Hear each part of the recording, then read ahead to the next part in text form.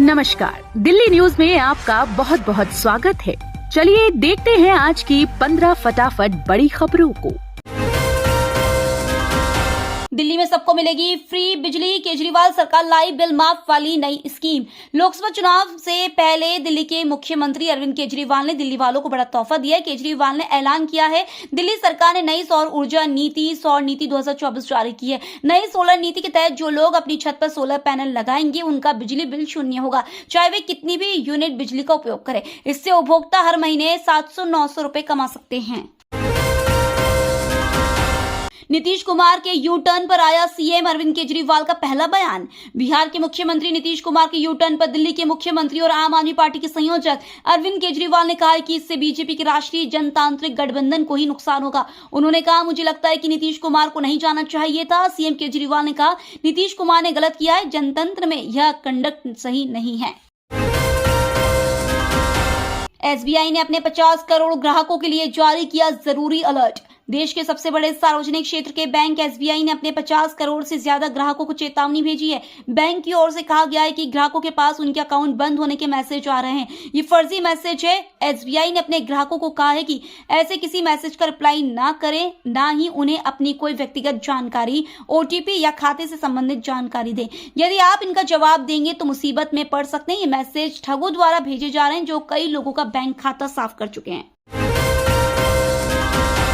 दिल्ली में प्रदूषण गंभीर, फिर भी केंद्र ने पाबंदियों से किया परहेज। दिल्ली के लोग बीते 100 दिनों से लगातार प्रदूषण से भरी जहरीली हवा में सांस ले रहे हैं। पिछले साल 20 अक्टूबर के बाद से एक दिन भी ऐसा नहीं रहा है जब वायु गुणवत्ता सूचकांक 200 से कम रहा हो। दिल्ली में एक्यूआई अभी भी गंभीर श्रेणी में है। हालांकि इसके बावजूद केंद्र ने दिल्ली एनसीआर में प्रदूषण पर अंकुश लगाने के लिए सख्त पाबंदियों को लागू करने से परहेज किया है। 24 जनवरी के बाद से यह तीसरी बार है जब केंद्र सरकार ने वायु प्रदूषण को नियंत्रित करने के लिए विघटनकारी उपायों को लागू नहीं करने का फैसला किया है।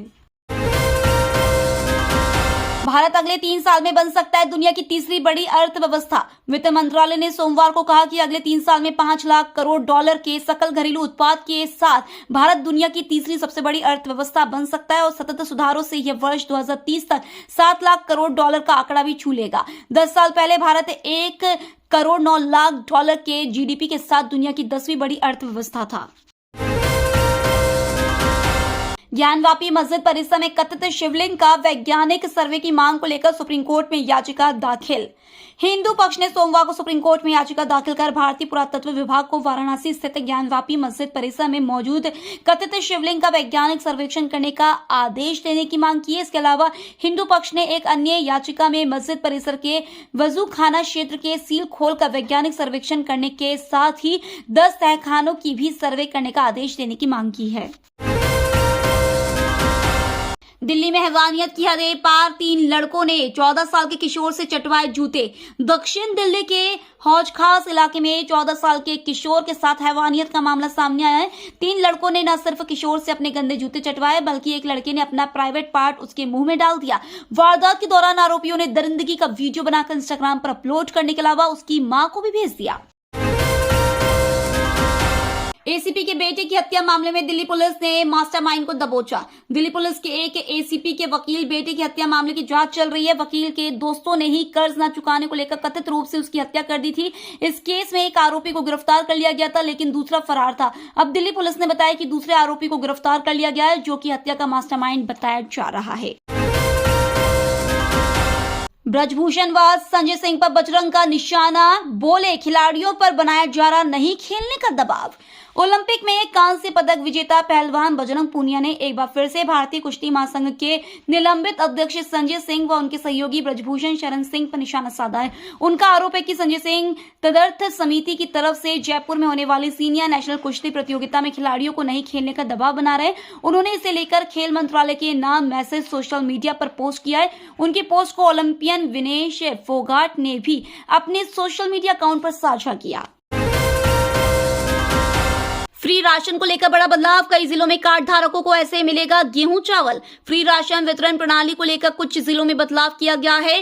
कोटेदारों द्वारा कार्ड धारकों को दिए जाने वाले गेहूं चावल अब अलग तरह से वितरित किए जाएंगे। ये प्रक्रिया बुलंदशहर जिले में शुरू की गई है। बता दें कि राशन दुकानों पर हर माह वितरण के समय घटतौली की शिकायतें आ रही थी, जिसे पर अब लगाम लगाने जा रही है। इससे खाद्यान्न की कालाबाजारी भी कम होगी। राशन कार्ड धारकों को उचित दर विक्रेता से पूर्ण राशन प्राप्त होगा।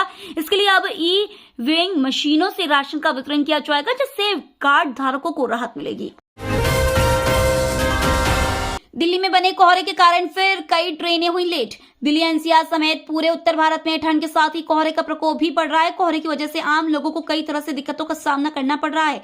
जो लोग बाहर सफर कर रहे हैं उनके लिए ये और भी खतरनाक है, क्योंकि घने कोहरे के कारण सड़कों पर कुछ दिखाई नहीं पड़ रहा है। यही इसकी वजह से पटरियों पर चलने वाली ट्रेन की रफ्तार भी थम गई है। ट्रेनों की देरी की वजह से लोग और परेशान हो रहे हैं। दिल्ली पुलिस के मालखाने में भीषण अग्निकांड, 200 कारें और 250 बाइक जलकर खाक। वाजरीबाद पुलिस स्टेशन के मालखाने में भीषण आग लग गई थी। आग लगने से तकरीबन 250 टू व्हीलर और 200 के लगभग कार जलकर खाक हो गई। फायर ब्रिगेड अधिकारी ने बताया कि मालखाने में आग लगने की सूचना मिलते ही 5 गाड़ियों को घटनास्थल पर भेजा गया।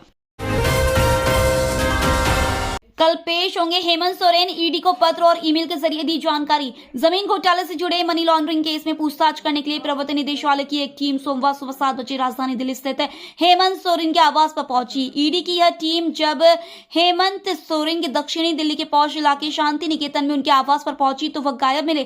कहा जा रहा है कि सोरेन आधी रात तक घर पर ही मौजूद थे। कुछ देर बाद ईडी के क्षेत्रीय कार्यालय को मुख्यमंत्री कार्यालय की तरफ से आधिकारिक पत्र भेजा गया था। प्रेषित किए गए पत्र और ईमेल में ईडी को 31 जनवरी को पूछताछ के लिए समय की जानकारी दी गई थी। उत्तर कोरिया ने किया क्रूज मिसाइल का सफल परीक्षण। एक हफ्ते में 2 टेस्ट से बड़ी सरगर्मी। उत्तर कोरियाई ने एक हफ्ते में दूसरी बार अपनी नई क्रूज मिसाइलों की परीक्षण किया।